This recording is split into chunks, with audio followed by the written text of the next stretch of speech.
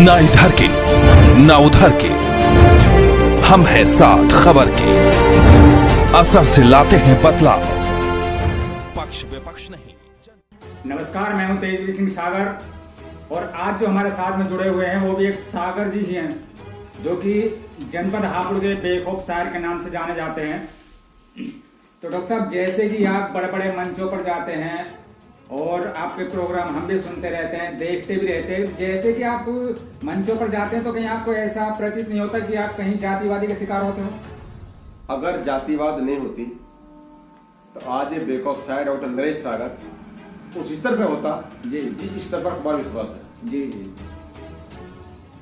मेरे साथ जातिवाद की घटनाएं बहुत सारा कई बार हुई हैं जी। और आज भी जो मैं थोड़ा पीछे हूँ, आज भी जो मंच है जी जी। वो जातिवाद के आधार पर मंच मिल रहे हैं या चापलूसी के आधार पर मंच मिल रहे हैं, और चापलूसी मेरे खून में नहीं है, तो इसलिए जातिवाद मेरे सामने हमेशा अटका रहता है, खड़ा रहता है। जैसे सरकार कहती है कि अब हिंदू राष्ट्र बनाने का जो मुद्दा उठा हुआ है, तो जो धीरेन्द्र शास्त्री हैं उन्होंने अपना एक बैनर लगाया है कि भाई इस भारत देश को हिंदू राष्ट्र घोषित करेंगे। तो जब भारत एक हो जाएगा तो जैसे माइनॉरिटी मुस्लिम समाज है, तो क्या ये मुस्लिम समाज जो है हिंदू धर्म को एक्सेप्ट कर पाएगी? देखो, पहली बात तो ये कि ना तो हिंदू को धर्म है ना हिंदू को संस्कृति है। जी जी। सनातन धर्म है, सनातन संस्कृति जी। ये तो एक राजनीतिक मुद्दा बना गया। हिंदू जी। हिंदू कुछ नहीं है, सनातन है। जी। सनातन संस्कृति, सनातन धर्म है। हिंदू ना को धर्म है ना को संस्कृति है। जी।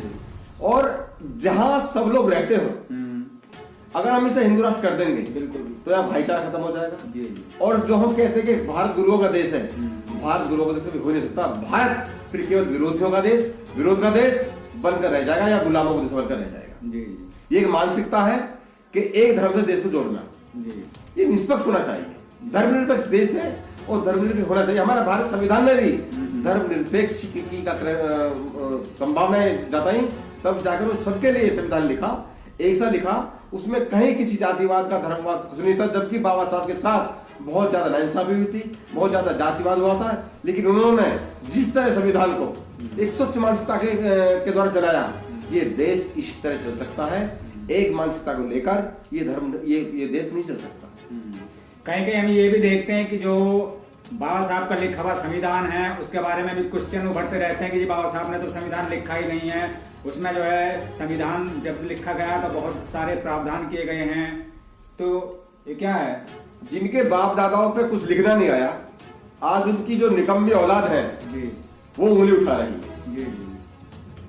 तो बाबा साहब ने अगर नहीं लिखा, जिस समाज के आदमी को बोलने का अधिकार नहीं था, जिस समाज के आदमी को पढ़ने का अधिकार नहीं था, जिस समाज के आदमी को अपनी बात रखने का अधिकार नहीं था, अगर बाबा साहब ने संविधान नहीं लिखा, तो आज ये मीडिया ये क्यों कहते बाबा साहब संविधान निर्माता है? क्यों अमेरिका कहती है, उन्हें कहते हैं जो क्यों कहती है? क्यों उसने बराक ओबामा ने कहा था कि अगर बाबा साहब मेरे देश में पैदा होते तो हम उन्हें सूरत कहते हैं?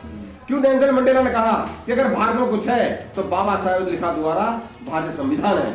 ये वो संविधान है कि इसको पूरा विश्व जानता है कि भारतीय संविधान बाबा साहब डॉक्टर अम्बेडकर जी ने लिखा था, और उनके अलावा ऐसे किसी में कोई नॉलेज थी भी नहीं कि वो लिख सके। जी।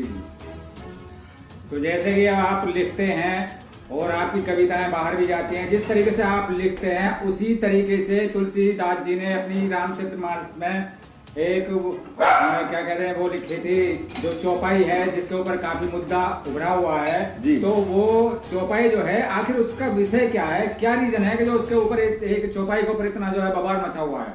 देखो, मैं एक चीज कहना चाहूंगा कि धर्म की आड़ में सागर सब करते गंदे धंधे हैं। जी जी। धर्म की आड़ में सागर सब करते गंदे धंधे हैं, पागल के पीछे सब पागल, पागल के पीछे सब पागल, पढ़े लिखे भी अंधे हैं। जी। इस जो चौपाई है, चौपाई इस मैं भी एक बार हो चुका हूँ। जी। एक काव्य गोष्ठी में गया, वहां पे जिसके यहाँ काव्य गोष्ठी थी, उस मेरे जवान ने इस जो ये तुलसीदास के ढोल कपाट सुनारी, ये सब कानून के अधिकारी, ये प्रस्तुत की, और मैंने उससे पूछा कि इसका यहाँ क्या मतलब है? जी। आज ये कह रहे हैं कि इसका मतलब ये जो हम सोच रहे हैं। आज जब बहुजन समाज, ओबीसी समाज जाग चुका है, तो आज ये उसका जो अर्थ है उसे बदलने में लगे हुए हैं। अगर तुलसीदास ने ये कहा था कि नारी जाति को अधिकार शिक्षा मिलनी चाहिए, तो भारतीय संविधान में बाबा साहेब को हिंदू कोड में लाने क्या जरूरत थी? अगर शूद्र को ये गले लगाते तो बाबा साहेब को लड़ने क्या जरूरत थी? तुलसीदास ने अगर हमारे लिए, नारी के लिए अगर समान अधिकार शिक्षा लिखे थे, तो फिर हमारे पीर तुलसीदास के बाद भी झाड़ू क्यों बने, हंडिया क्यों बनी थूकने के लिए? जी। उसकी मानसिकता गलत थी। एक कवि की मानसिकता ये नहीं होनी चाहिए जो मानसिकता तुलसीदास की थी। जी। बेशक उन्होंने अच्छा कुछ कहा होगा, लेकिन यहाँ उन पर प्रश्न चिन्ह लगता है कि वो जातिवादी थे, नारी के शोषक थे वो। तो यहाँ हमें ऐसा नहीं कर सकते, उसको तुलसीदास को बिल्कुल भी नहीं कर सकते। मैं उसका विरोध करता हूँ, उसी से लोग बहिष्कार भी करता हूँ। तो चलिए डॉक्टर साहब, बहुत बहुत धन्यवाद आपका जो आपने हमारे चैनल के लिए समय निकाला। पसंद आई हो तो हमारे चैनल को शेयर करें, सब्सक्राइब करें और लाइक जरूर करें। ये थे हमारे साथ में डॉक्टर नरेश कुमार सागर, जो कि एक जनपद हापुड़ के बेगम साहब के नाम से जाने जाते हैं। तो डॉक्टर साहब बहुत